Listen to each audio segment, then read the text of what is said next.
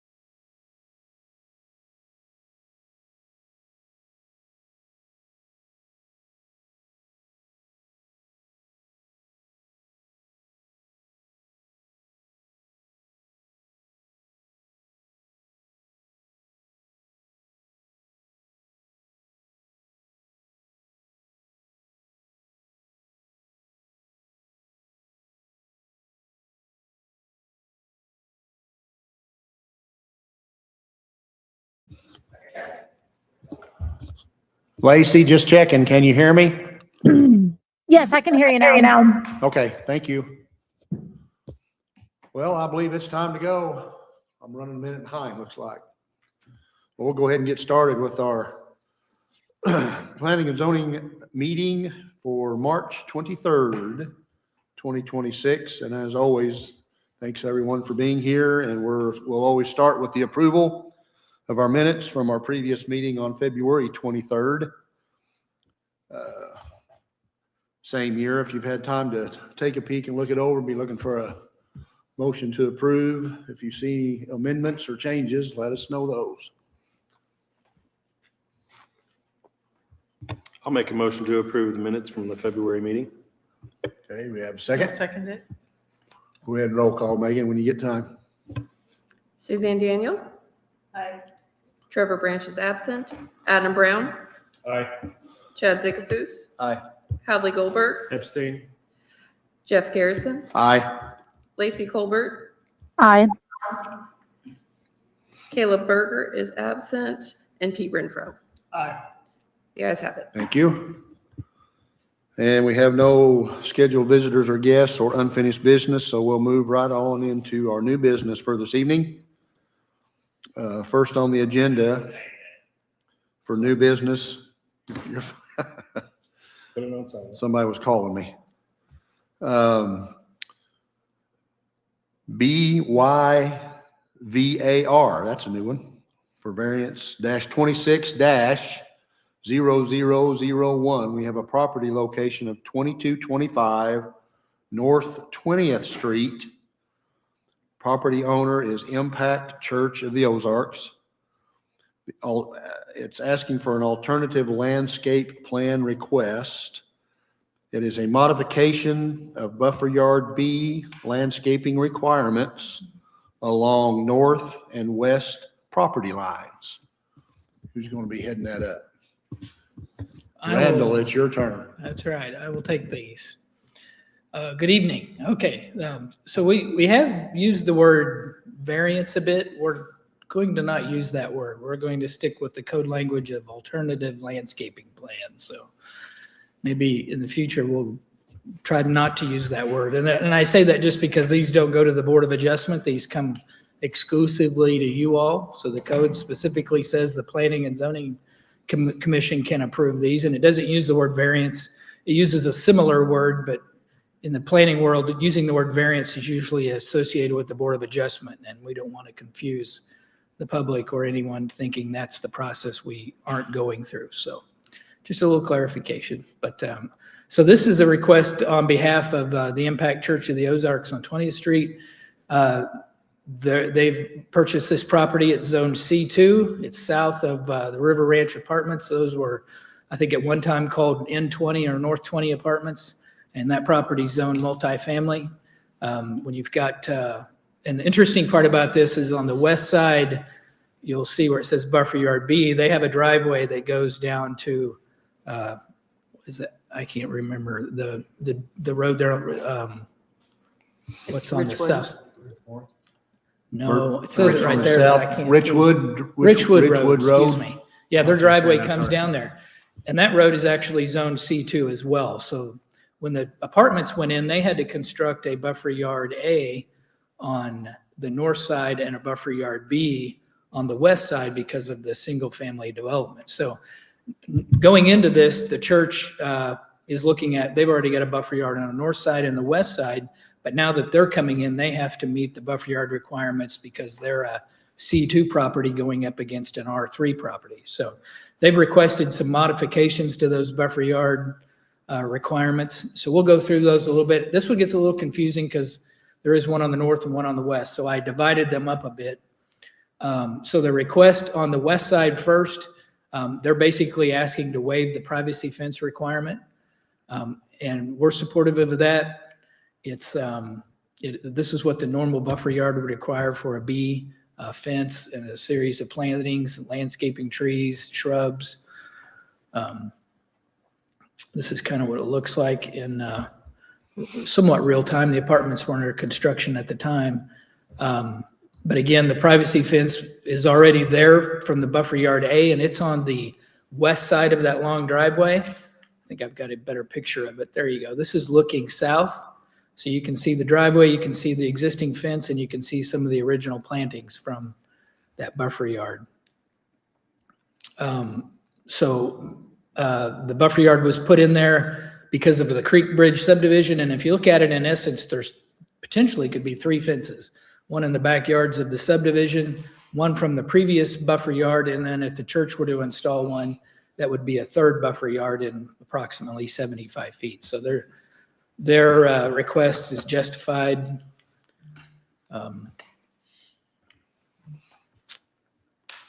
So what they're basically doing is making a request on the requirements that are in the code, saying that it's really, there's a buzzword there that I'm losing. I'm sorry. I've got a slide that has that on there and I just went past it.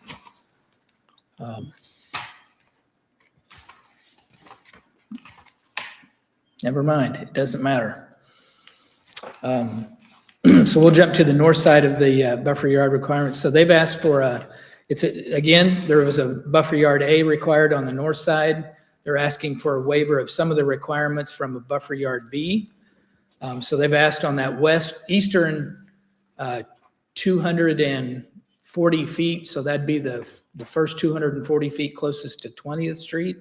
They're asking to waive the planting requirements, those existing trees, and I've got a picture here to show you. They want to leave those in lieu of tearing them or cutting them down and putting up a fence and planting new trees. They've also asked that the entire fence along that northern property line be waived. And I've got some examples of why that's practical.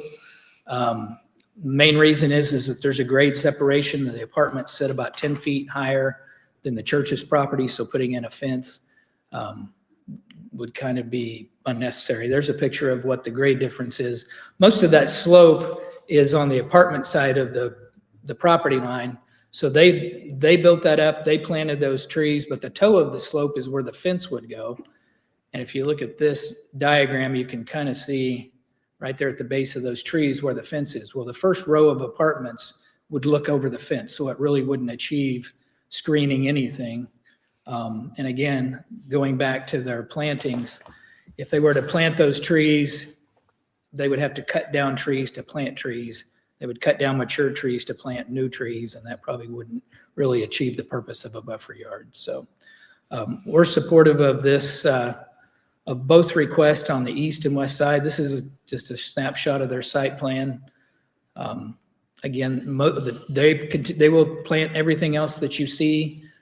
In that northeast corner, they're going to waive, again, the tree planting and the fence. All the other plantings that are required by the buffer yards would be installed. So we're supportive of this motion. If you're interested in making that, this is a good way to word it. It can be a little cumbersome given there's 2 buffer yards, but I'll answer any questions that you have. Before I open it up for the applicant, can you clarify, I think one picture, go another one. Okay. that may be the best depiction of it, but you can see on the west and the north, they're still, and I'm making a statement for the commission mainly, they're still going to be planting some trees.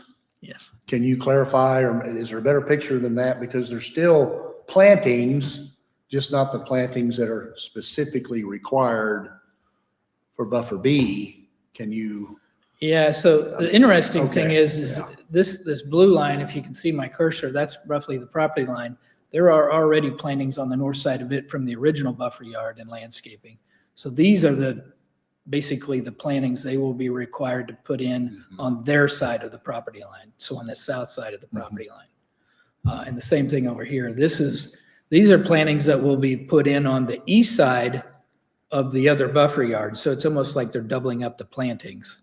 But the property line is back here, so these will be in front of it. Does that answer your question? Yes, yeah, I just wanted them to be able to see that clearly, that it's not that they're not going to do anything. They're still going to do, in my humble opinion, plenty for what's needed. But that, any other questions to this, everybody? Okay, I would open it up to, do we have the applicant or a representative of the applicant for this? I don't see anybody. So I guess nobody will speak to it.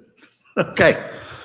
Well, then, by regs, we'll open it up to any public comment of anyone that's here that would like to comment toward this application. Yes, sir. And if you would state your name and your address, please, if you would. Edward Olson, 1918 North 24th Street. I have a unique perspective. I live about 700 yards from the development and also member of the church. So I get both perspectives there. I walk this property, drive this property almost every single day.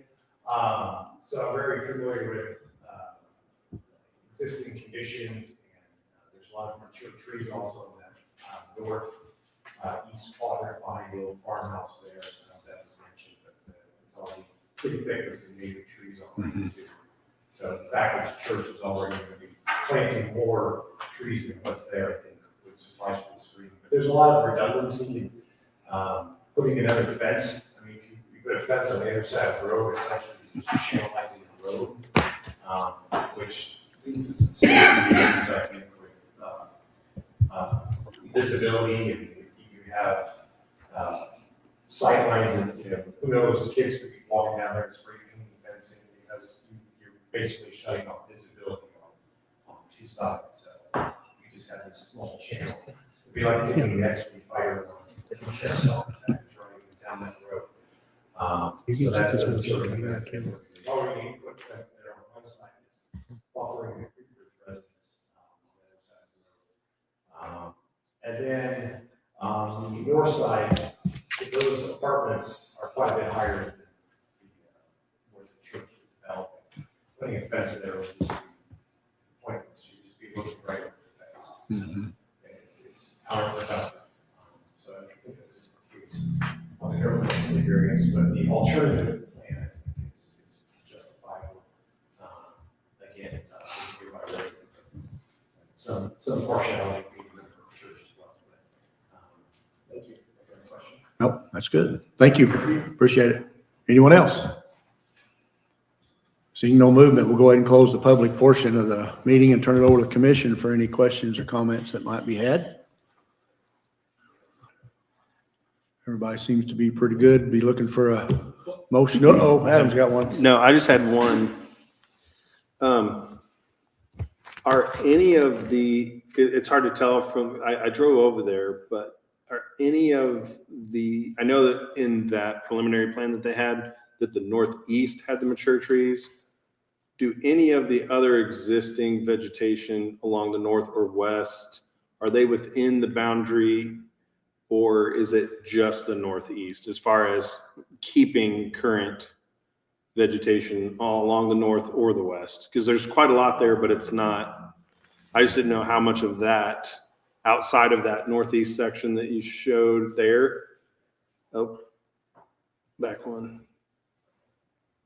Yeah, this photo is taken from the west looking east. Right, And you can see the green area is this toe slope of the apartments. right.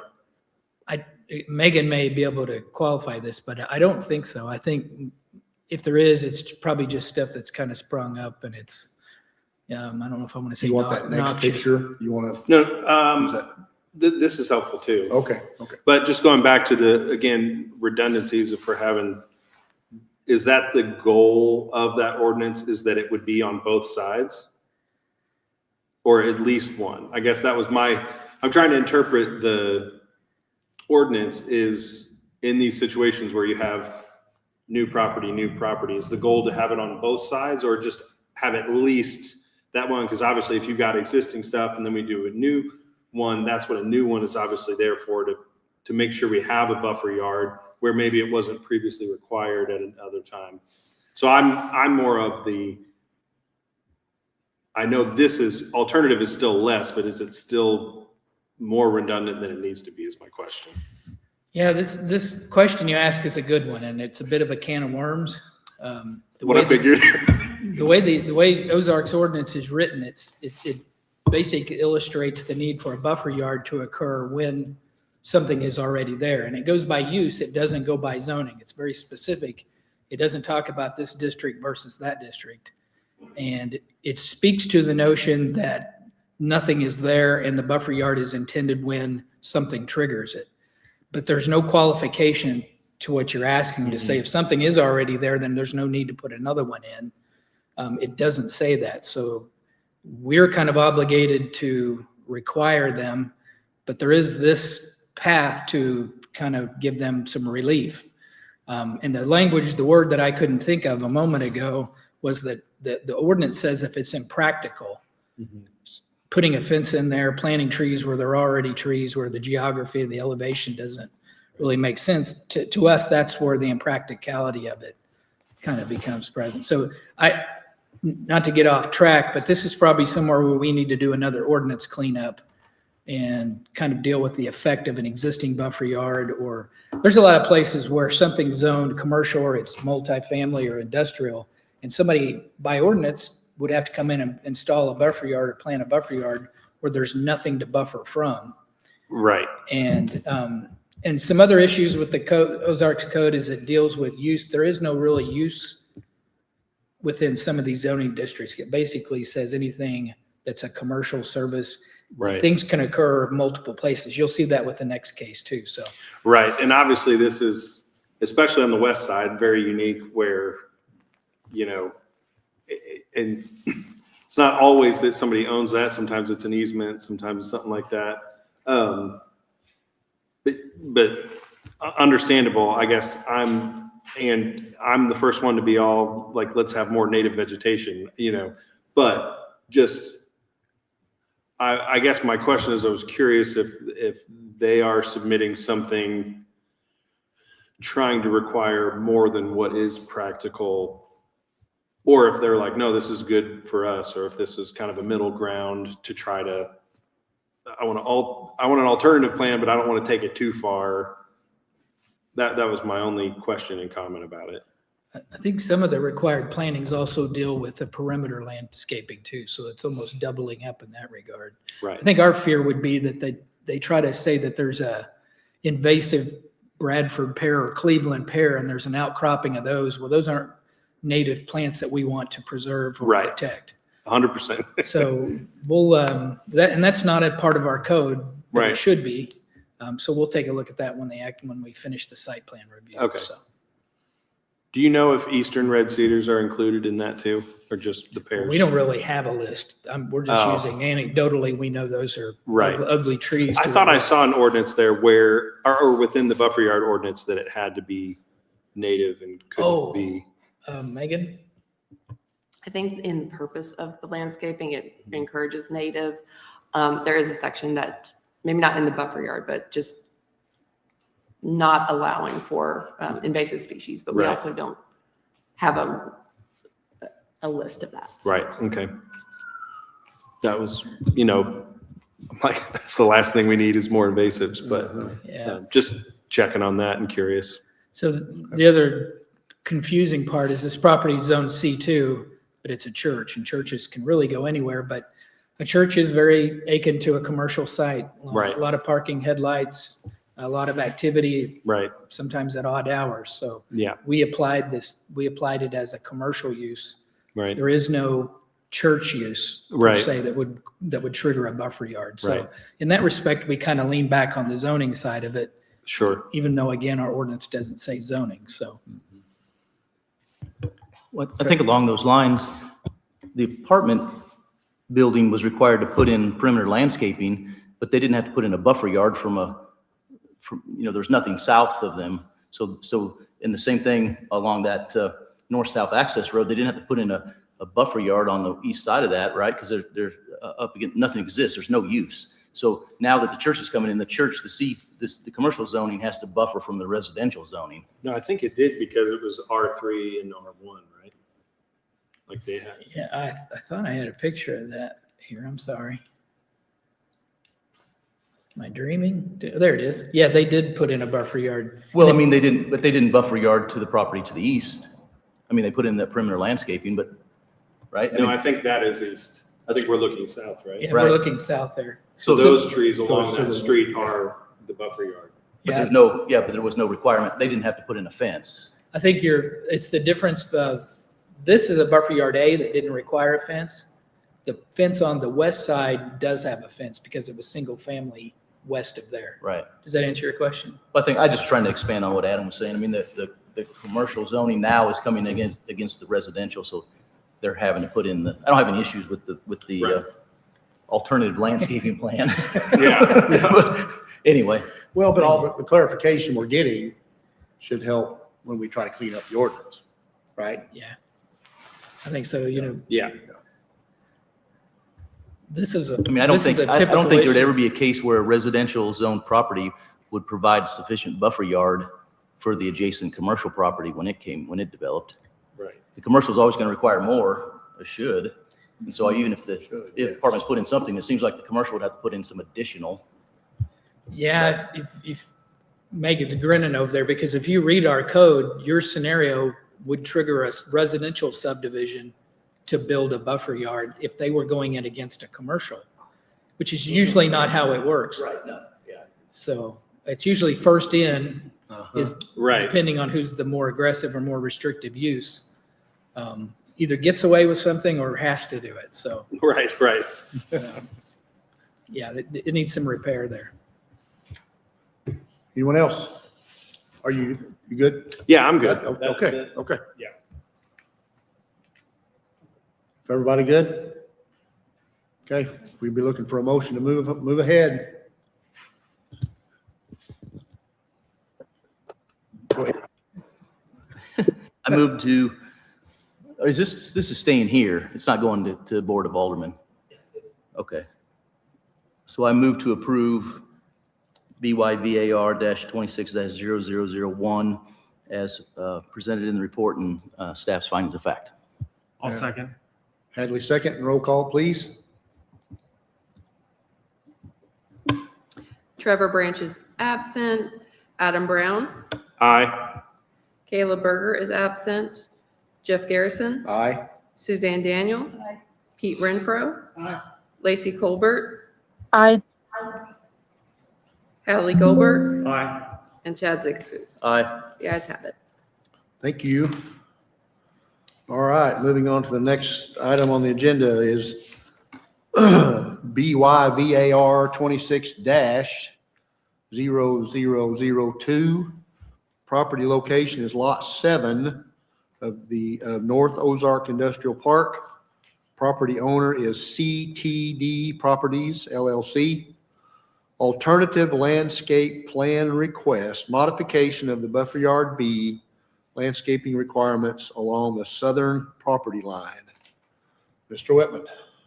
Yes, I don't know if it's a coincidence that we got two of these at once, and this is, as I understand it, like the third time you've all considered this, so what are the odds, huh? But I guess in one night, it's good to go through these and not have to explain this over and over. So this is another alternative to a buffer yard that's required. In this case, to kind of give you the lay of the land, Sunset is on the south side of the adjoining property. So the property is the area there in yellow. It's on the south east corner of NN Highway and Liberty Avenue. That property is zoned industrial, and they're proposing an office warehouse, basically. And the property south of it that triggers the buffer yard is zone ZC2. It's general commercial, and that's where Gabrius Landscaping is located. So similarly, this is a buffer yard that requires a series of plantings, shrubs, trees, and yes, a 6-foot privacy fence. And this is the slide that I intended to show you a second ago, but somehow I must not have put it in the first case, so I apologize. This is the direction we get from the zoning code. Specifically, it talks about B there, or the word impractical is in there, and that's kind of largely what we're relying on. We're also looking at properties that have geography, elevation issues, and efforts to save healthy vegetation and mature trees that do a better job of providing something rather than planting something new. So in this case, again, the property to the south is zone C2. The property to the north is industrial. The proposed use, which is what we go by, could be built in a commercial district. So we're really putting in a buffer yard between two uses that are comparable and they're compatible. They're not really, it really doesn't warrant a buffer yard. Nevertheless, when Gabrius Landscaping went in, they were required to put in a buffer yard A. So on the south side, or if you look at on the Gabrius's north property line, they have a buffer yard as well. So they've got the required plantings, and I've got a photograph of that that'll help kind of illustrate it. The picture on the right is their buffer yard. This is looking east from NN Highway. The property on the picture on the left side is looking west, or is that correct? Yes, that's looking west, and that's the existing vegetation. So, so again, there's already a buffer yard on the south side. A buffer yard would be required on the north side of that property line, on the south side of the CDT property. And that would basically mean cutting down all those existing mature trees to install a fence and then plant new trees and shrubs. And to add to that, there's an elevation drop of about 5 to 10 feet from the property line as you go north. So anything you plant, again, the toe of that slope is going to basically make them impractical from a standpoint of actually blocking anything, balancing any noise, light, anything like that. So their request is to A, waive the fence, and B, waive the planting of any trees. So in essence, they're asking to waive the entire buffer yard, not just portions of it. A little bit of illustration from the site.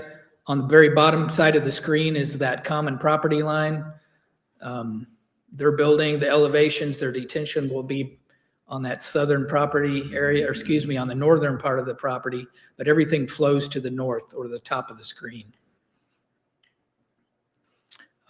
Again, they're asking for a waiver. It's not really much of an alternative. The alternative is to save the trees, don't cut them down, and replace them with new trees. That's basically their request. So I'll answer any questions I can that I didn't cover. Anything at this point? If not, I'll go ahead. Well, maybe I could save it for the next one because it's more of another clarification, but I can wait. Okay. I'll go ahead and do we have the applicant or a representative of this property here tonight? Would you like to add anything that Randall said, or are you good? Totally up to you. If you want to say something, I'll need your name and address. No, I'm second with you guys have. Oh, okay. Okay, we'll holler at you then. Okay, thank you. All right.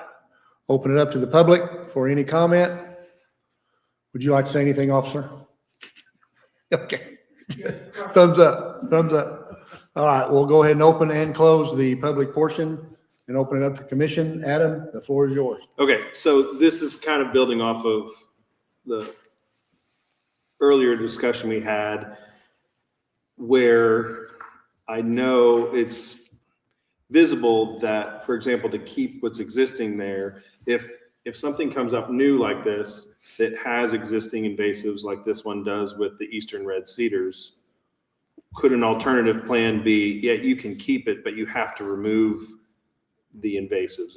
Is that something we could propose? Because obviously we want to keep the mature trees. And so in my opinion, if you couldn't do a buffer yard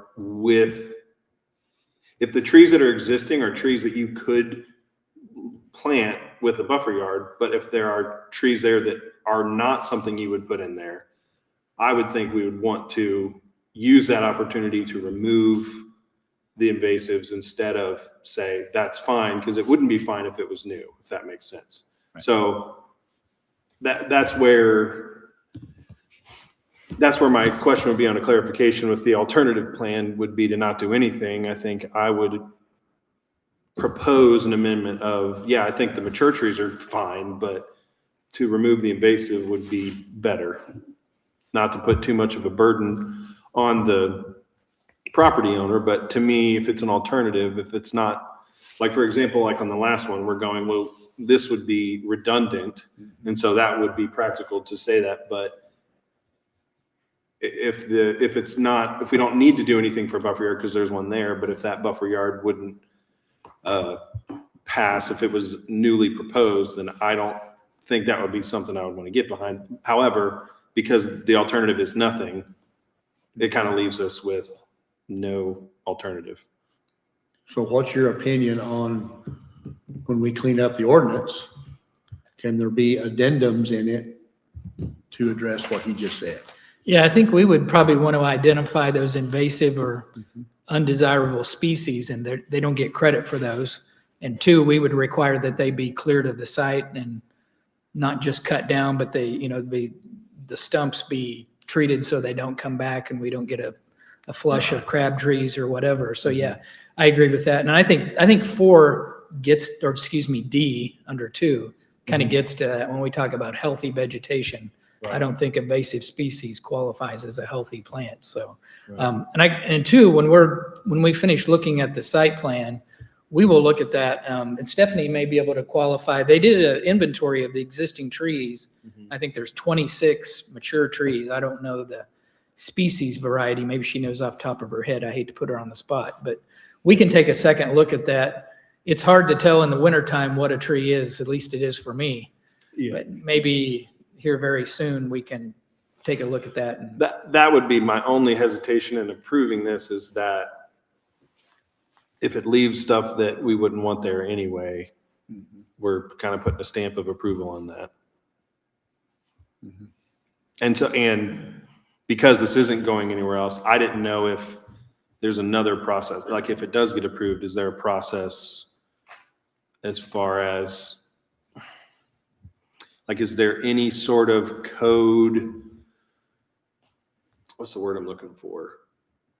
Like if the plan gets approved, but let's say this is a new one, they have to put one in. There's obviously some follow-up on if somebody puts in a buffer yard, somebody has to go in and go, yes, this is the buffer yard that is approved, correct? Correct. So I guess I'm saying some sort of checks and balance of, if we approve it, is there a way? Because if we approve it as is, technically those are staying. So that was my question. I think it's definitely something to look for in the future, for sure. Yeah, we can take direction from that. I think on this one, perhaps maybe your motion qualifies it by saying, assuming there's no invasive species or undesirable mature trees, the buffer yard variance is submitted is approved. But when we go back and we take an inventory of we can take a second look at the species or ask the applicant's designer or engineer to do that. And if we have the scenario you're talking about, maybe our motion needs to be made that they have to reconsider their plantings. Okay, yeah, that's helpful. Good answer? Yeah. Okay. Anyone else? Stephanie, do you know what species the trees are? I do not, unfortunately. It was a picture that we went out and looked for about 3 weeks ago. So we had no way to tell other than. I just figured I'd ask because, I wish I did know, but I don't.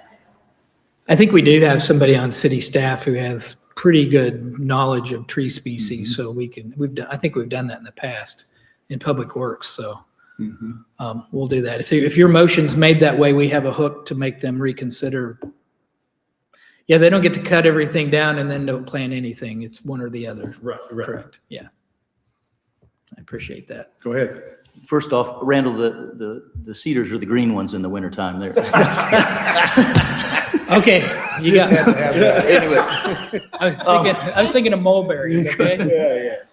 Couple questions and then maybe a comment. So I think you answered this already. The city inspects the buffer yards after they're installed, correct? Does the city ever go back out and inspect the buffer yards a year, 2 years, 5 years, 10 years after it's done? Well, you're hitting on all No, kinds of things. so I'm going to say I don't think most cities, to renew your business license or whatever the case may be, I don't think anybody is monitoring these buffer yards. They go in, they look pretty, and if you don't water them, the next year they're dead. And so, I mean, to that point,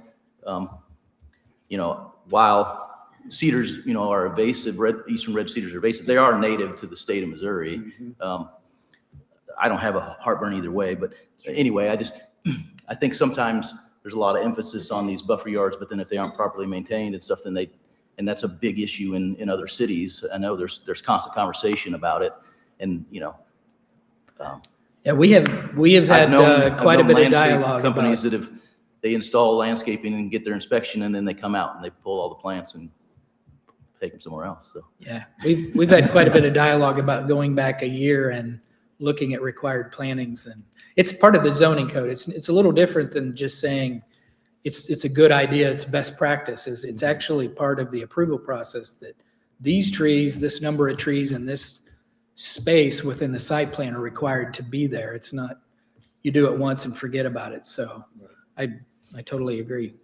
Yeah, because it's different than a requirement for a sidewalk that's not going anywhere. Yeah. Just to clarify, I thought I'd heard at some point that the buffer yard, the species of plant within the buffer yard was approved prior to it being put in. Was that wrong? Did I make that up? No, that's required. The landscaping plan has a menu or a schedule of trees they have to plant that qualify as a canopy tree and an understory and then a shrub. And But species, yes, it specifies. it does say that, so Yes. they're being told beforehand what they can put in and what they cannot. That's right. Okay. Which That's is kinda that's where you were headed, right? A part of your statement. Which is also why I was saying, like, if it wouldn't get approved to plant new, why would we approve it to stay? In this instance of, we don't want to do anything, because if we wouldn't approve it if it was new, we wouldn't. Right. Yeah, good point. Good point. Well, you got all sorts of ammunition for your revision of the ordinance. Just creating work for you guys. Every time we get one thing fixed, we find three more things. Oh, yeah. Yes. Yeah, Adam wants to be the chair. What else? Good points. Anything else? We're looking for a motion. You gonna include all your stuff? You better go ahead. Yeah, I know. I'm making out how to word it.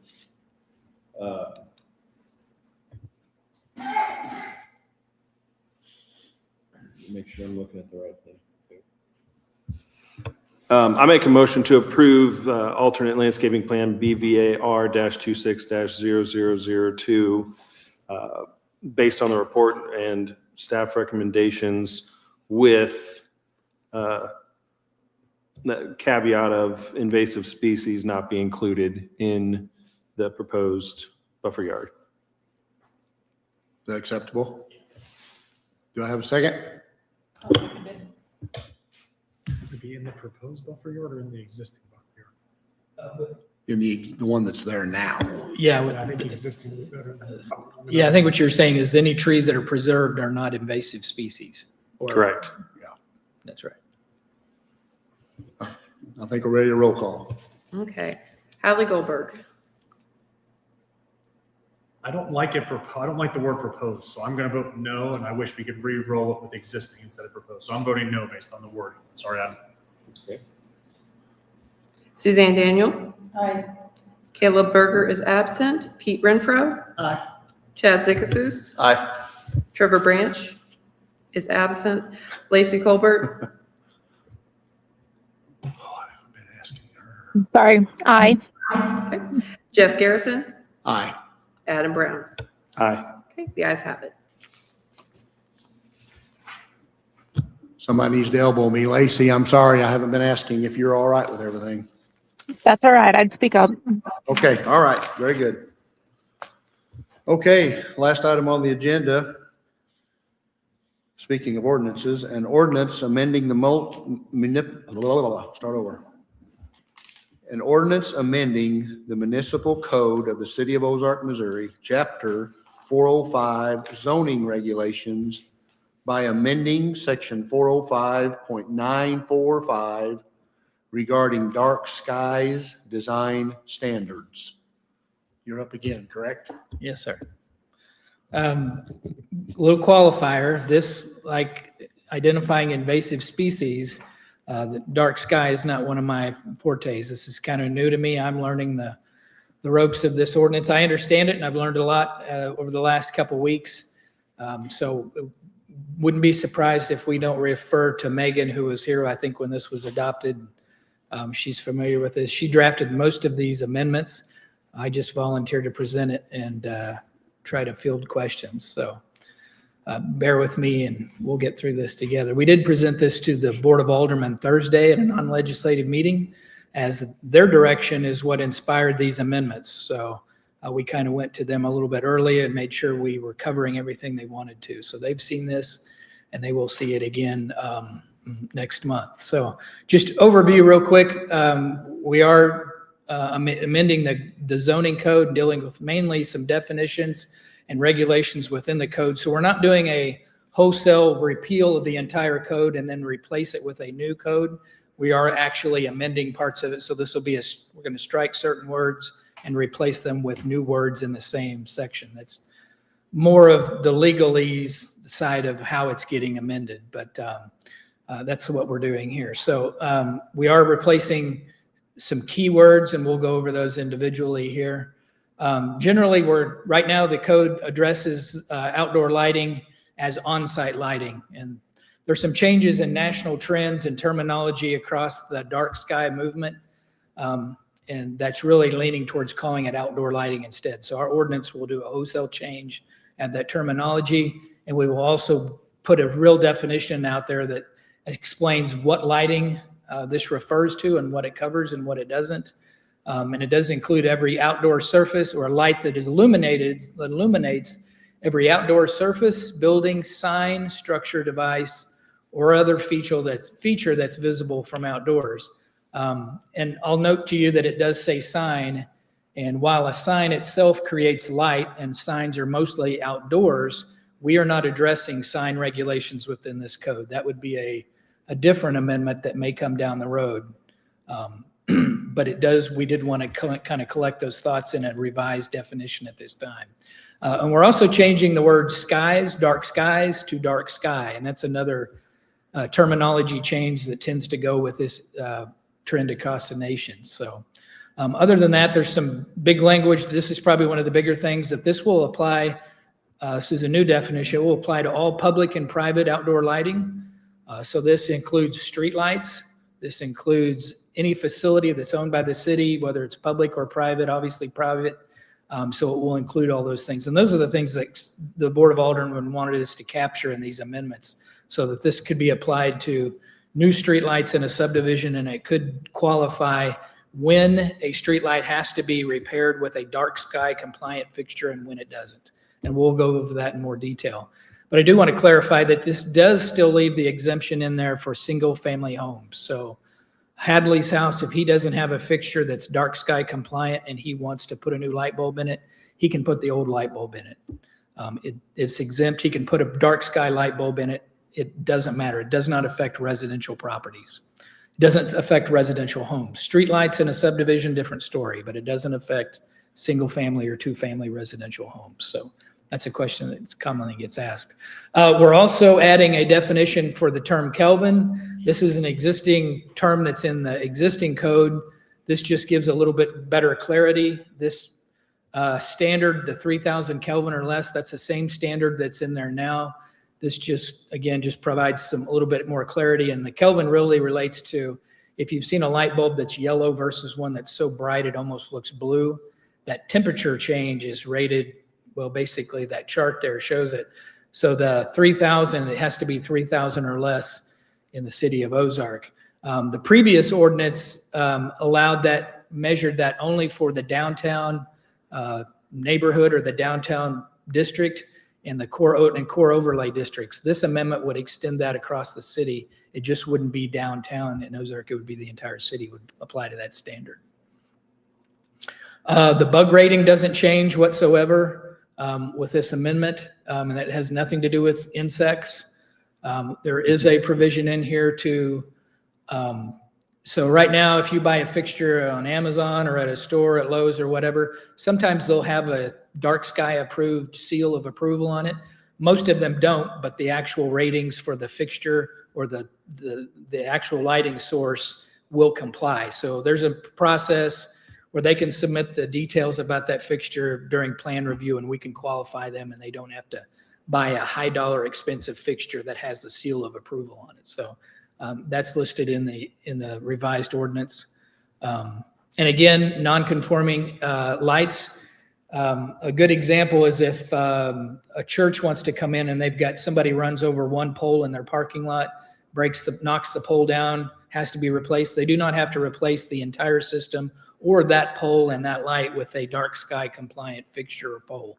They can go back and replace it with a like fixture and pole just like they had for the rest of their system. What would qualify them to replace it all is if that church sells to a retail store and they come in and they're doing upgrades to the entire site. They're changing out fixtures to the entire lighting or outdoor lighting system.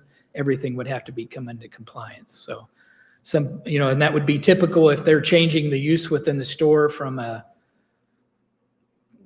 church to a restaurant or from retail to something else, they would have to comply with the building code and the rest of the zoning code. So I hope that makes sense.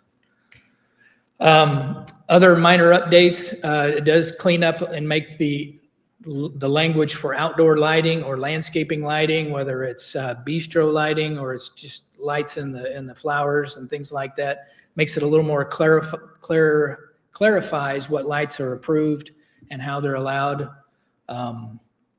In a variety of language, the ordinance has been shortened quite a bit by just doing some cleanup in the existing tables, removing a bunch of redundant language and kind of cleaning that up as well as some other definitions. So that's the ordinance amendments in a nutshell. Again, you may have questions that I can't answer, and I'm ready for Megan to jump up and fill in here if I missed something.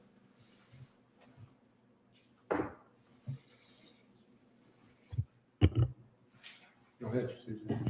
Go ahead. So if, say, it's a church and they're remodeling for some reason, would they be, mostly the interior, would they also have to, they wouldn't have to do the outside? No. Okay. Okay. Anybody else got anything for right now? Go ahead. Couple questions. On the major updates for outdoor lighting, I like the definition that you have on the slide. It was like the first slide of your major updates. It says any light source that illuminates an outdoor surface. However, in your definitions section for outdoor lighting, it says light generated from an outdoor source that provides illumination to the surface. So my question is the giant dental sign that you can see from a half a mile away is not outdoor lighting. However, it lights up the outdoors. And so this definition would address that sort of stuff, but the one in the section A wouldn't, in my opinion. Is that the intent? Give me the term that you see that in so that I'm. Outdoor lighting, the second to last definition in section A. On the second page, middle of the page. You've added the word outdoor lighting in front of everything. And so it says light generated from an outdoor source. I think it should be better to say light generated from a source, period, that illuminates outdoor surfaces. Who cares if the source is inside or outside? We actually talked about that. We What if I talked put up a about, lighthouse and put a huge beacon in it that just, yeah, or they build a store of glass and they leave their lights on all night and they're, anyway, I think that wording could be improved if that's the intent. I mean, here's another example. Giant inflatable marshmallow on NN. I mean, that thing, you can see that from, 6 blocks away. And again, I think limited to the outdoor sources may be too restrictive. And maybe I'm misreading that, but that's the way. No, I understand it, because I think that definition being different, that one's better. They don't match. Right, That definition is better than the one in. right. do I have the wrong definition up there, Megan? I think it might be, because we did have a discussion about that, and right now, I think it was determined that we would keep it just being the outdoor lighting standards and not anything in indoor, but that would be kind of a next step in terms of requiring it.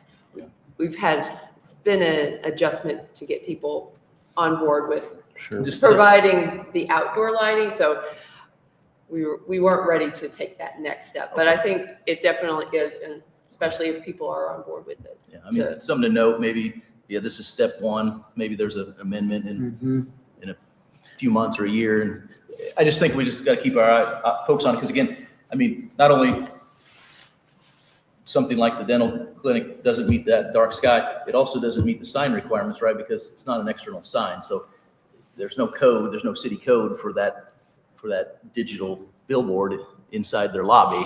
And I think we just got to consider that stuff when we're reviewing that.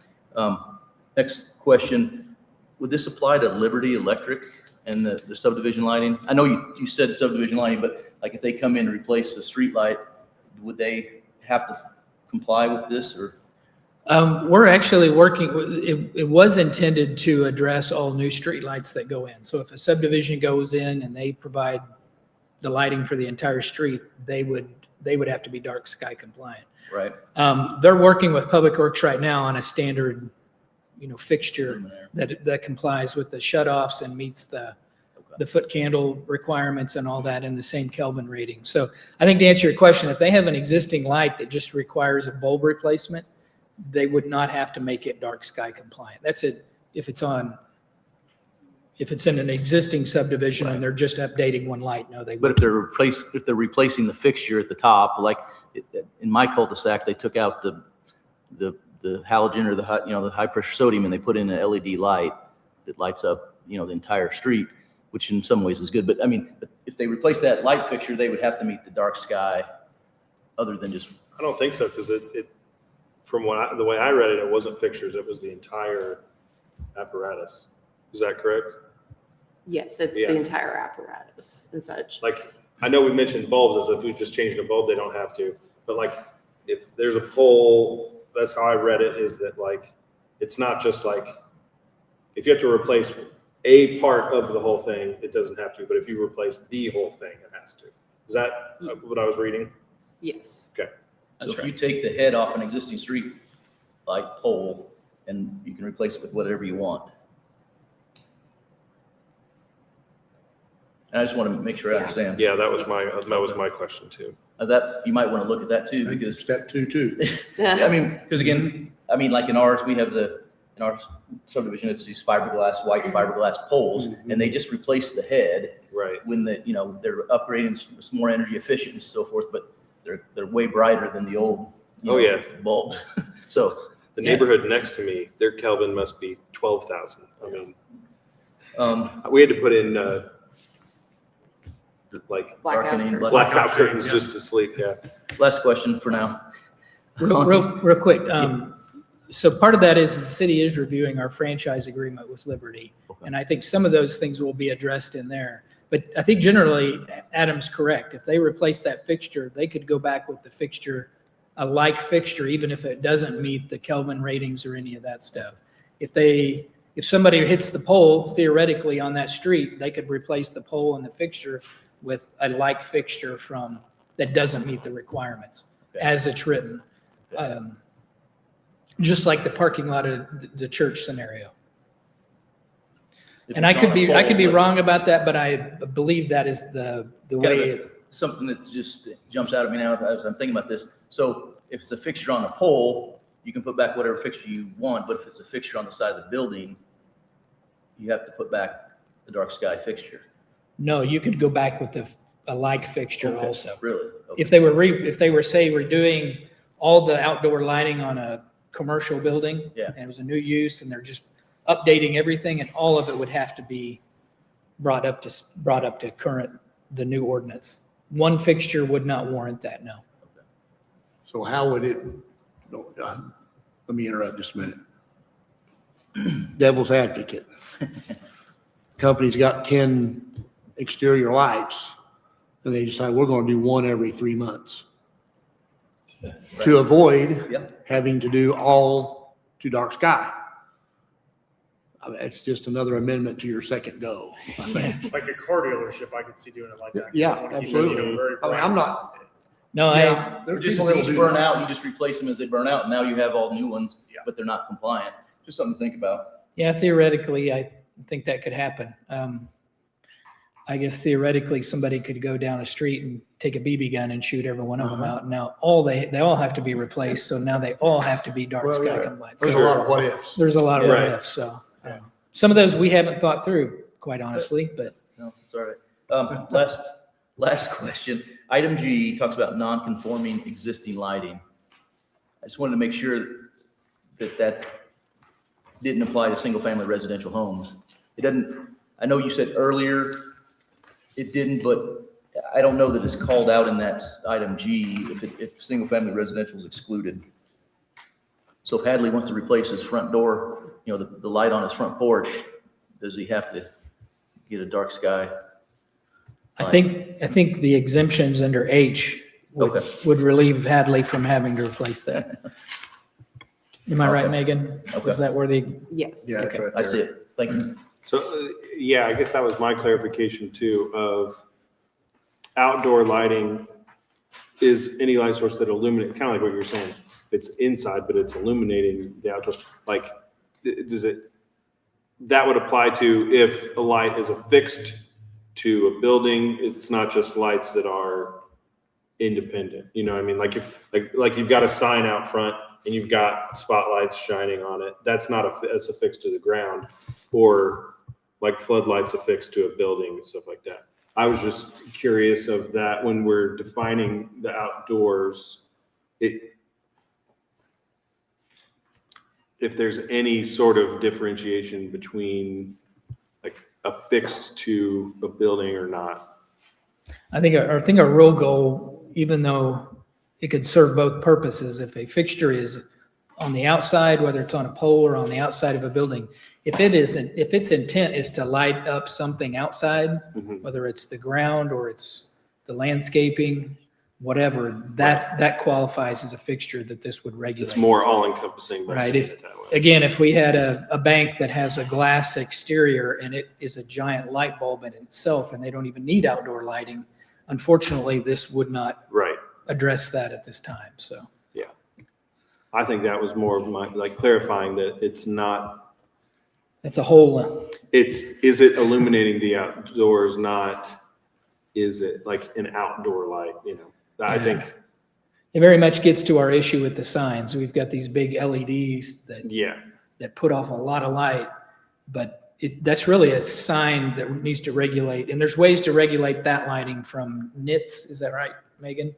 Where it's a different measurement and Mhm. how active is it, how bright is it, and where is it the brightest, or where do you cut that brightness off? right. And that's more of the outdoor illuminating a sign, not necessarily the sign itself provides illumination, but that would be like out front here, if there was a light shining on the logo on the building, like Right. that is illuminating a sign or something like that. Yeah. And I think there are ways to address that with cutoffs. And, Mhm. we can actually, we can measure, we can require the designer to measure the foot candles at the property line and what all those things are. And we can Right.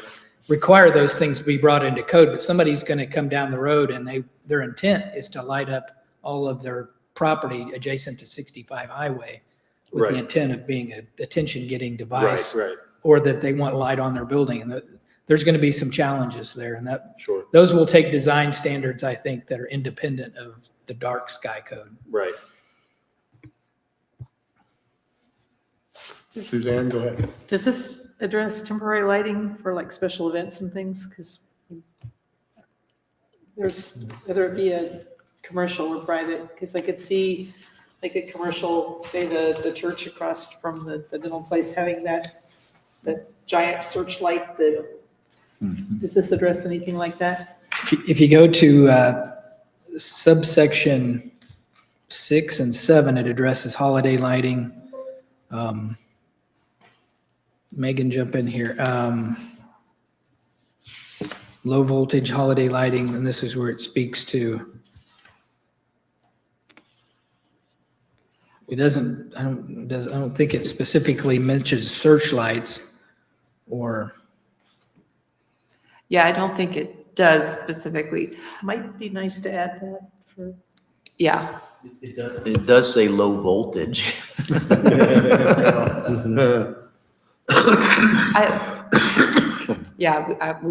I don't think we thought through that scenario of having a temporary lighting. I think it depends on the time frame that it would be up and such.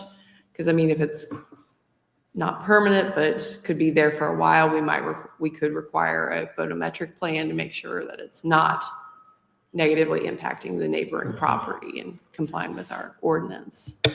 Or some kind of permitting process where you could apply for a Temporary. temporary Yeah. permit or something. Like if they're gonna have an event down at Riverside Park, where there's a lot of lighting built into the park, but I could see that being something. Yeah, I think the intent was for more permanent lighting, so we didn't really consider that. So there is these pages aren't numbered. If you look at section H, number 4, B, movable lights such as spotlights must be mounted so that the lights cannot be directed higher than 20 degrees below the horizontal, 20 degrees below there's a word missing there. Lights must be measured from I think it's attempting to address that. We may need to look at that as well. Does that ring a bell, Megan? That one does not, unfortunately. Well, I think that what you just said addresses part of what Suzanne brought up, Right. but maybe not in totality.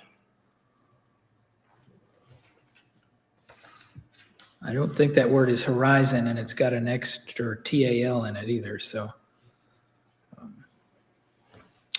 So your recommendation would be to allow them on a temporary basis, or? Well, I think Adam had a good point, maybe develop some kind of permit system for temporary lighting. That wouldn't, I don't know if it would apply to this ordinance itself or it'd be listed somewhere else. Maybe it could be kind of fused with the holiday lighting that Yeah. there's some language there that speaks to that has to be taken down so long or before. So did it say special events too, or does it just say holiday? Just as holiday. Seasonal. It says federal observed holiday. They got rid of the federal observed, so seasonal. Seasonal holiday. But that can be vague. Yeah. I think it could go in there pretty easily. Yes.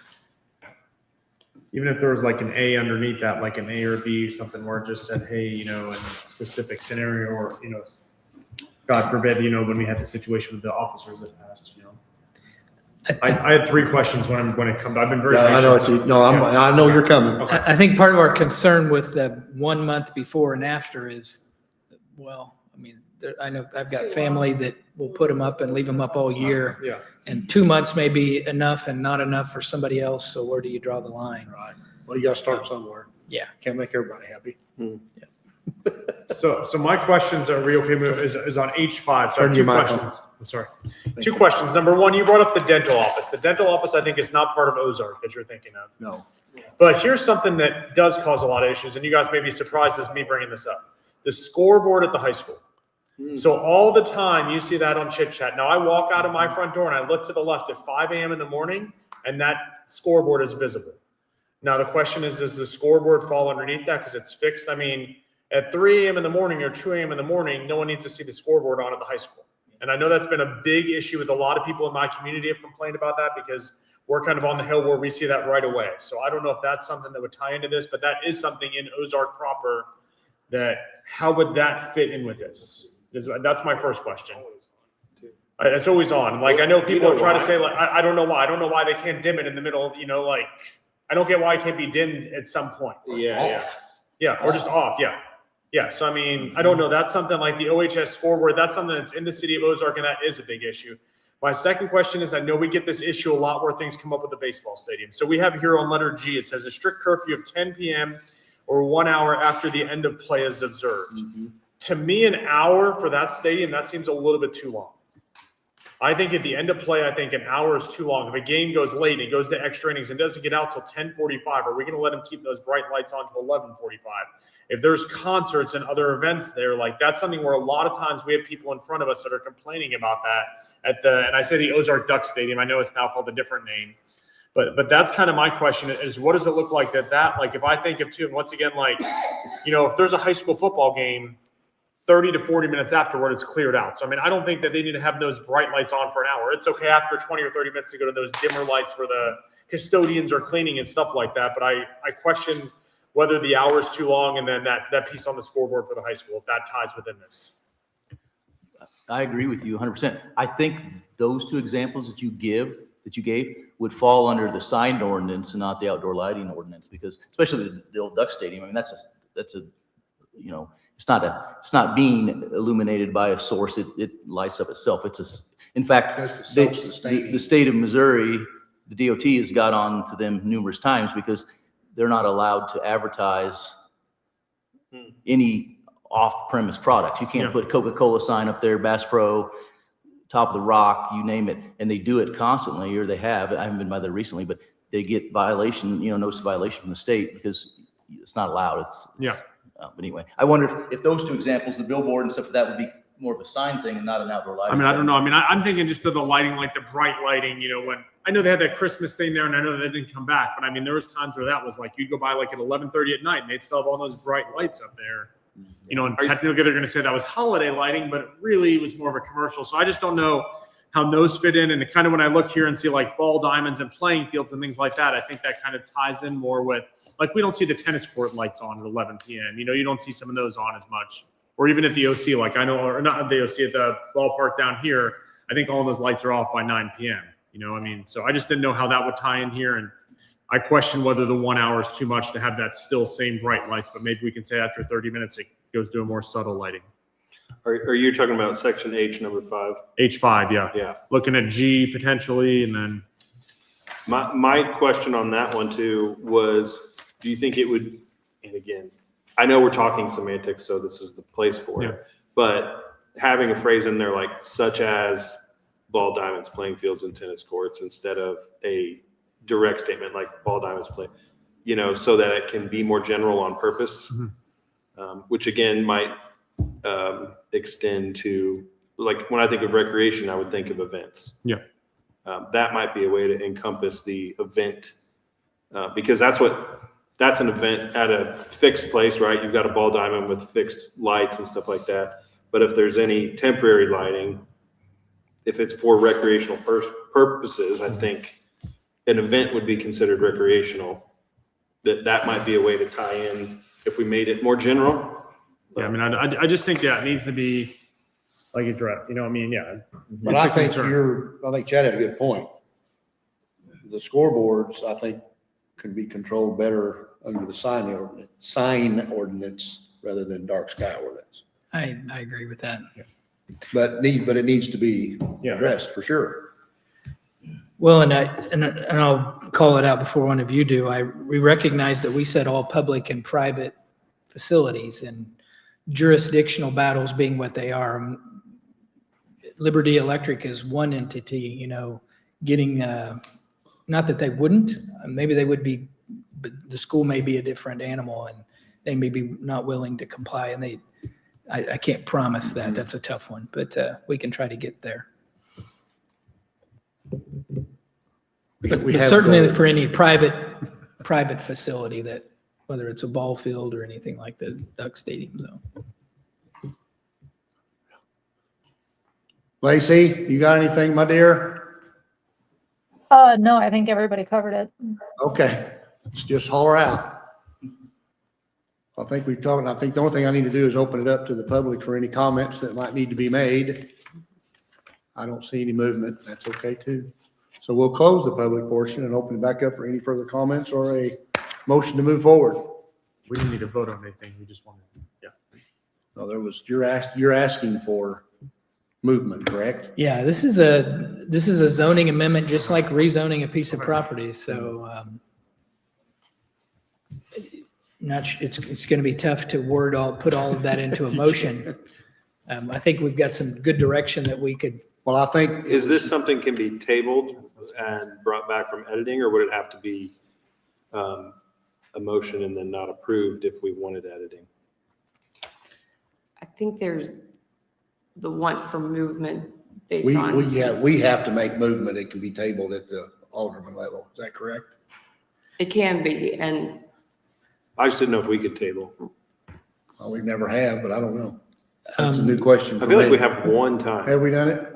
We tried to do Well- it one time where we couldn't get a clean vote on Yeah, something, and then that was a different. The only thing I would mention, and I think we brought up a ton of good points, there's no question.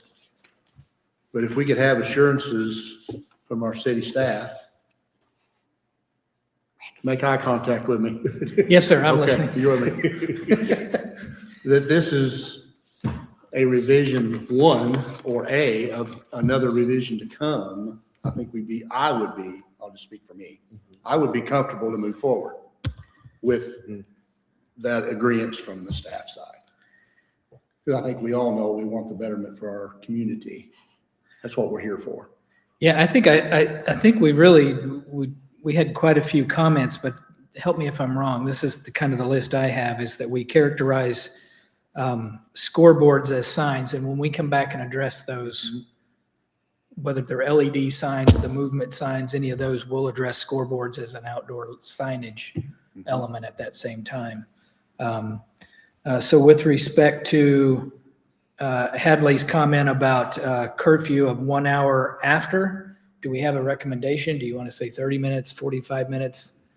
That's, I mean, I'm just saying like less broad, like my piece would be that is that not turning off all the, sorry. Not turning off all the lights, but saying after 30 minutes that the lighting, there was something in here where it mentioned like the lighting was more subdued for, let me see if I can find that, sorry. There was a piece in here that's mentioned like how the lighting would be. cut to 80%. Yeah, or like cut to something. 80% or cut something where like it says, but maybe must be adjustable based on the task, active play versus field maintenance. So something like that, where they're working on the field, they don't need 100. I think that's what I was looking at, kind of that E level, you know, but maybe they don't need, I don't feel like they need the full brightness for an additional hour afterward. Okay. I think I get that. Go Suzanne. Under a strict curfew of 10 PM, does that mean it at 10 PM? Or does it mean that if there's like a rain delay or something that they can go until the end of? Yeah, if it rains till midnight and they're determined to play till it stops raining, that's the way it's written. Yeah. I mean, the reality is they're not going to call us and check the zoning code before they continue to play, or if they, I mean, it's important. I don't mean it's not, but they're going to do what they've got to do to get the game finished if they're that determined. So I think that the caveat there was knowing that 10 PM is a pretty hard deadline and that somebody's probably not going to follow it. But we could definitely add some language to it that kind of speaks to number 8. Was it? Yeah, that it cuts to 50% of the, or 75% or something like that within 30 minutes of the curfew or the end of play. I think within the end, yeah. So are we happy with 50%? I mean, I don't know what that number would be to be safe. I mean, I don't want it to be too dark where it's not safe either. You know, people are leaving, but I feel like, Oh, we gotta start somewhere. yeah, we got to start somewhere. I mean, 50%. I think, and correct me if I'm wrong, if we approve and it goes on, it's not necessarily a guarantee that the council would approve, they might want to kick back and do revisions as well, right? Yeah, that's Yeah. So I think Yes. that's where, as a draft and having faith and trust that maybe revisions, but you would have to, if there's an approval with certain revisions, those revisions would be made before going to the council, but then they could also request more revisions before they approve. And so I think in the essence of time and not wanting to go back and revise this 5 times or 3 months from now, 6 months from now, considering we meet monthly, council meets bi-monthly, they could make more revisions before we even meet again. Correct? So I think, Well, because well, whether our outcome is yay or nay, it will still proceed to the council, no matter what. right. Yeah. And that, I guess that was my point, is that we won't, and I imagine there's more public at the council meetings. Jinx us for next month. Yeah, no. I'm saying that the council meetings, there might be more public opinion or more people that have an opinion where we could make certain revisions. I guess all I'm saying is, like, it's not like we're the end all of this one. If we don't fix it before it becomes an ordinance, there's still chances to change a couple things.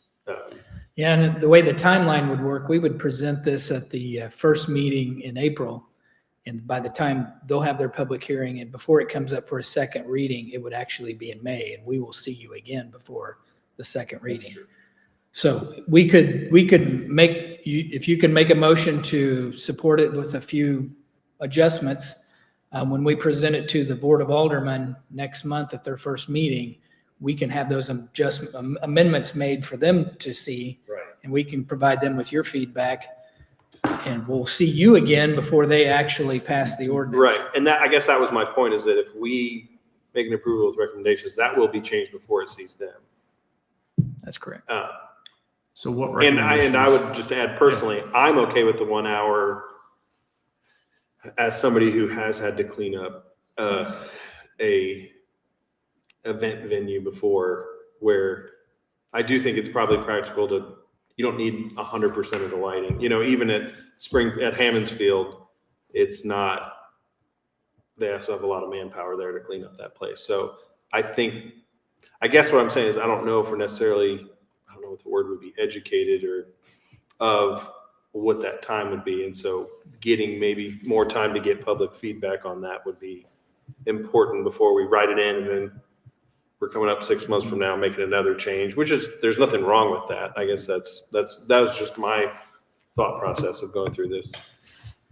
But along those lines, because this is zoning code, if the Board of Aldermen would want to make any amendments to it, wouldn't it have to come back to P and Z? I mean, can the Board of Aldermen modify, revise the zoning code without going through the zoning commission? That's a great question. Oh, that's true. I don't know that answer for 100% sure, but I believe they can make modifications. It just has to go back to first reading for them. We can confirm that for you guys, but I believe that is the process. It doesn't go back to P and I mean, Z. because along those lines, it seems like then, if that's the case, then the Board of Aldermen could revise any zoning code they wanted to whenever they wanted to, and wouldn't have to come through P and Z. I think it's got to come back. I think. Otherwise, We can confirm I that. don't know. I'm just asking. Yeah.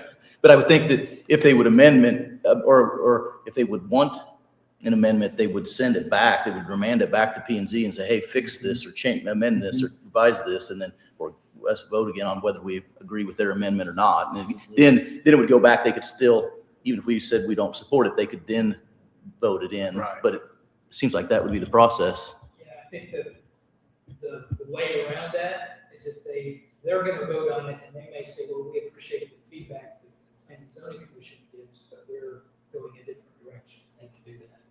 Right. So they very well could approve it as is without following your recommendation. They have that Right, and I understand they could, like, if we approve it with conditions or recommendations, they could strike those down and just approve. But that's all been considered in public hearing here. It seems like if they want to amend it, that it would maybe need to go back, but maybe not. But Yeah, I think they would respect your input for sure. And Yeah. We will definitely include that, convey that. Randall, real quick, can you, or if anybody's taking notes on these, what we have already mentioned of things that would want changed? I think Randall's got the, Okay. Yeah, so The- the other the two things notes. I had, we've got, I think it's under 4B, we've got a sentence there that's incomplete, we need to address that. H4B, yeah, I was gonna say that, Oh, the H4B. horizontal on the horizon, yes. Right, and I think that's where we would also address Susan's mention of making sure that, what were they, searchlights were in the temporary section rather than there, or that they're in both places. We'll address that. So yeah, my list is to address 4, H4, H4, and the H4B. the temporary lights, and fix that sentence, address the 5G. We'll base that just tentatively at 50%. And I think tying it back to that reference above, based on the tasks, that makes sense to me. And then we'll include scoreboards and things like that as a fix for the future as part of the sunset. And then I think the only thing I wanted clarification on is the definition of outdoor lighting. Is it, I think we had mentioned we preferred how it is set up in the slideshow over what is written in the code. Is that?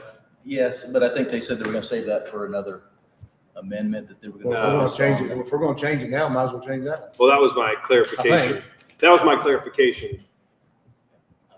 I think I'm paraphrasing it there for presentation purposes. Well, I like it. I like it too. He likes it better than that one. I do. I mean, I'm with you on that.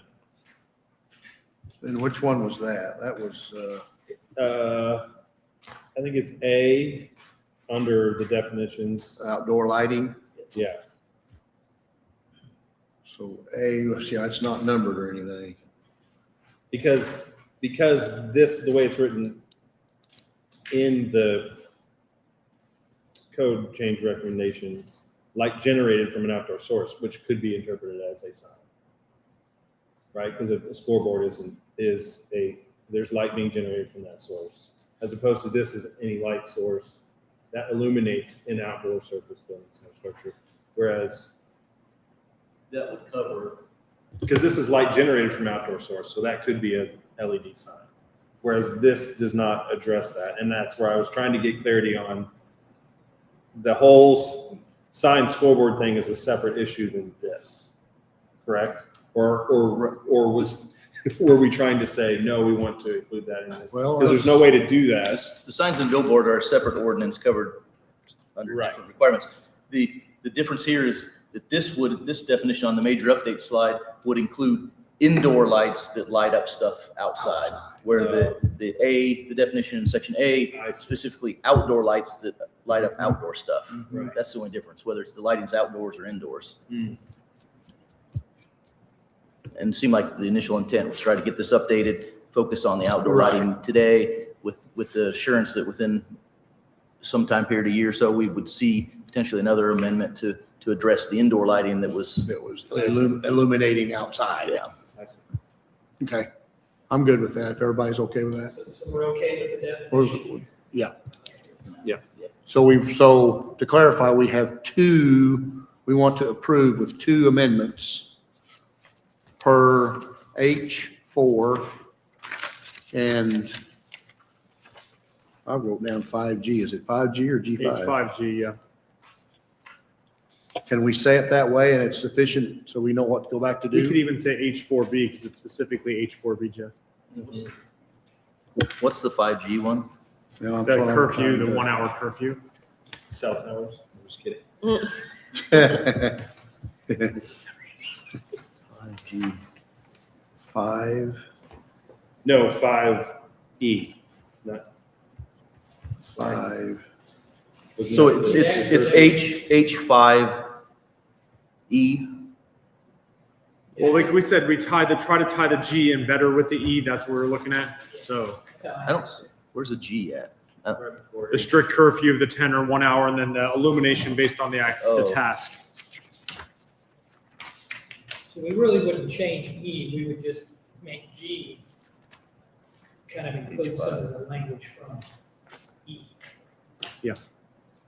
So it would read something like a strict curfew of 10 p.m. or after 1 hour of the end of play, depending, based on, the lights will be adjusted to Appropriate illuminator. appropriate illumination based on the task. In parentheses, such as active play, field maintenance. Yes. We still can't find the H5. So it's under outdoor recreational use. It's basically the next to last page. It's, H5. The so last it's page on H, front. H5. E. E and G, kind of merging those together. is what we're I don't, saying. there's no G. It's actually F. Not subsection G. Okay. Okay. Can I get up and come around? Oh, yeah. He's correct, it is H. H5, mine only goes to Is F. it H5E and F? Is that what? It's H5. H5. I'm not finding G, it. this is the. Oh, separate you one. have it. Yeah, do you guys not have the separate one? You guys have a different one than me? Yeah, I don't have that. There's a separate ordinance one that I have. No, that's what we're looking at. Okay. And then it's just right. But here. yours is different than ours. Okay. That's interesting. Can I see for a second? I trust you. I just. Yeah, no, even the first page is different. Yeah, you have a different, yeah, yours is E. Yeah, that's interesting. You have E and C. So yours is different. Yeah, that's weird. Yeah, because you don't have the numbers changing. We do, but that's not red. Okay. I don't know. Okay, so that's, but see, the A and B's up here. See, I like it better with the fresh A. Like our A is up here separately. Right. I like it underneath here where it jumps down and does A, B, and C. Yeah, I see what you're saying. You see that, Megan? So which copy do we use? Oh. We use mine. Let's use yours. Yes, use red. Whatever copy you Does that make got. sense? Maybe where, yeah, that's, Tell us. but I like it better with the clean, like I think it Yes. should be clean there. And then I think it should restart with a fresh A, B. Tell us the reference from your Yes. copy, and we'll put that in the motion. And can I ask one question real quick? Yes, Lacey, go ahead. I know we keep saying that the signs are gonna be, the lighting for the signs are gonna be under the signing ordinance. Do the signing ordinance specifically speak to dark sky standards, or are their lighting standards different than the dark sky? There are currently no dark sky ordinance standards in the sign ordinance, but that's what would be adjusted to make the sign, outdoor signage compliant with our dark sky. Okay. If that Okay. makes- Did you hear that, Lacey?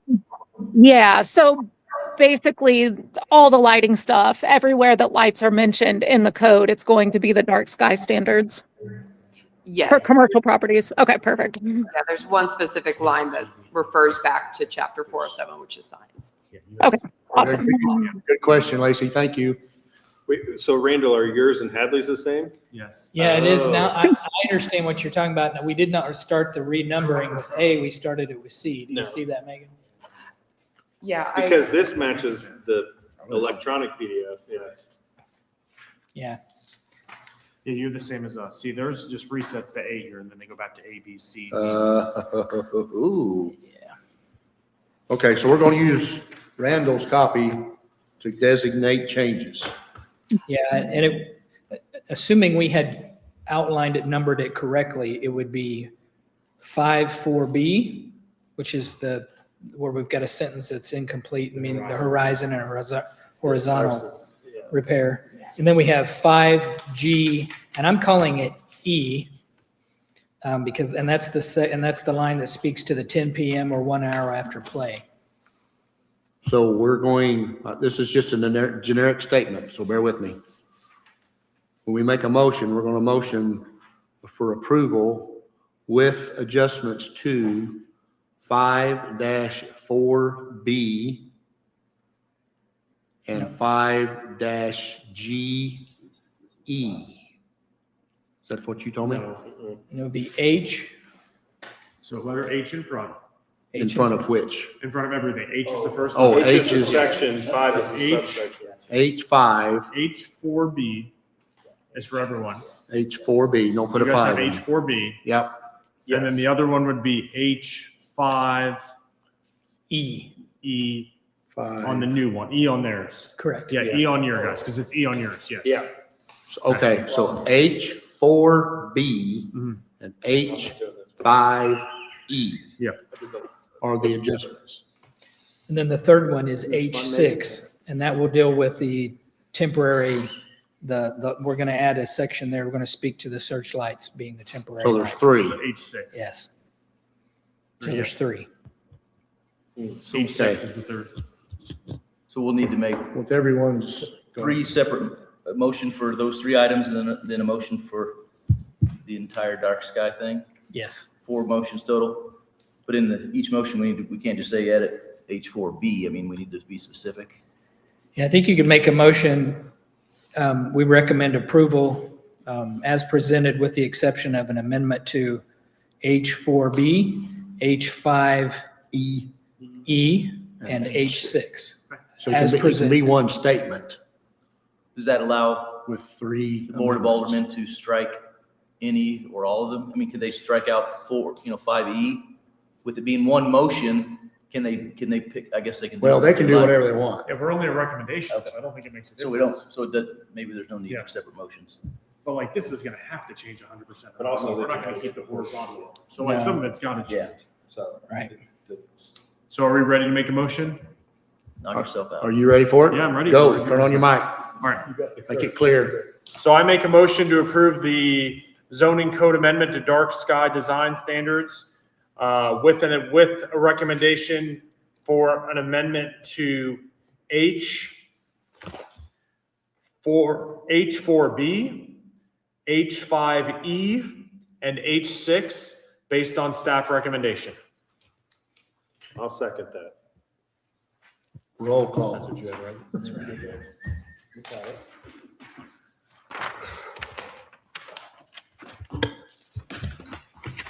We have to be the difficult ones, Jack. Chad Zickafoos. Aye. Caleb Berger is absent. Pete Renfro. Hadley Goldberg. Aye, sorry. Lacey Colbert. Aye. Just something you think is easy. Adam Brown. Aye. Trevor Branch is absent. Suzanne Daniel. And Jeff Garrison. Aye, The ayes have it. thank you. Okay, that was great. That was awesome. Let's just list them off. Discussion, I'll go ahead and skip by that. Commission comments. Anyone have any comments they'd like to make after that I do. great discussion? Yeah, I do.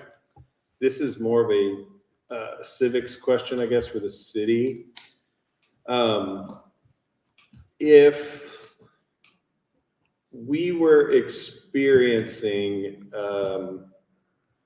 enforcement of a city ordinance that we believe needed to be changed, what would be the process of petitioning a change in that ordinance? What's the source of the ordinance? Is it zoning? Is it subdivision regulations? Is it a nuisance? No, it's not planning. I think it's city. I actually don't know. If it's just part of the city code, but it's not in City chapter code. 405 or 410, then it would follow a similar process, but it would just be city council would consider amending city code to address. But how would I go about making a request? Probably the easiest way is to honestly convey it to us, the city administrator or your alderman, Okay, and ask them to initiate an amendment to city code. okay.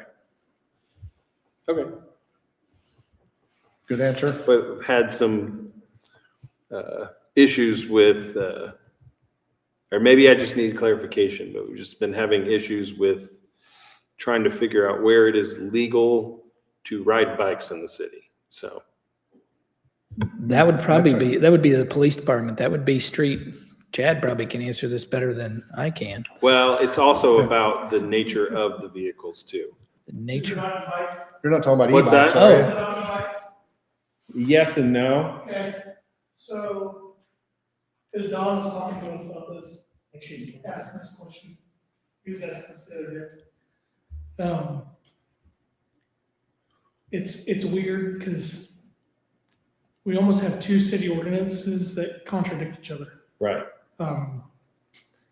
And so we're coming into this a lot. We've had an issue where a student was actually struck by the high school 2 weeks ago, riding a bike, e-bike, no lights, everything else. So Don is aware of it. They're working on it, but I know Lieutenant Dry has been really, he's been diving in on the city ordinance and trying to get us a clear understanding of what, because there's bicycle, motorized bicycle, scooter, and then at some point it turns into a motorcycle. Right. Just based on foot pegs or the CCs and everything else. So it's all kind of blurry because you can do a bicycle on the sidewalk. But if it turns into a motorized bicycle, has to be, if it's more than 30 inches and has foot pegs, then you can't do the trails or the sidewalks and everything. It's very confusing. So I know they're working on some clarification. As far as that's concerned, I don't know. And I know because Don was even asking us the other day because someone had brought it up to him. Yeah, that was my wife. It was you. Yeah, that was my. And that's like I said, it's one of those situations that we're, and I can share what information I have provided. And we can talk later. I was Sure. I was curious because the way it's written, it's like bike with zero motor and then bike that is can be propelled without pedals. And there's a lot of hybrids. Well, and that's out just there it, that- is I don't think the city ordinance specifically is written to encompass all these new Right. types of bikes. Which is what I figured. Like I said, there's almost two city ordinances that actually almost contradict each other Right. based on what we have with all this new technology and everything. Right.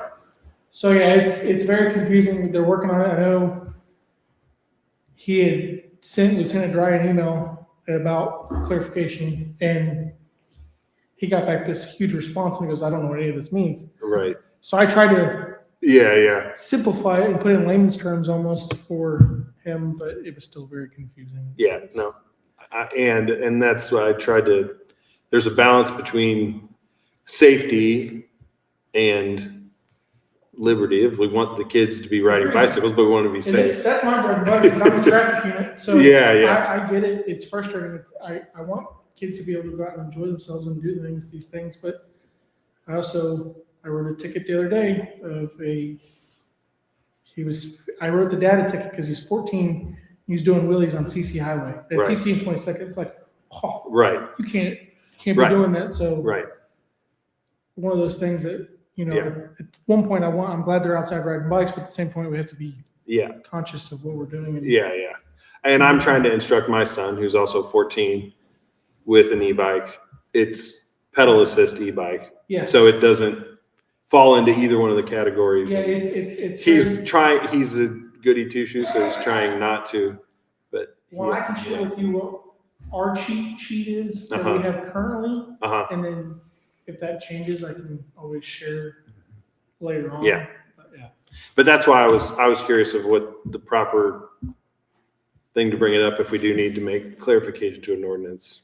When the alderman just passed the ordinance about trail usage on trails last fall, so it's relatively new. Yeah. Mhm. And is that a separate ordinance? Hang on one second. I shouldn't have brought that up. Well, like I said,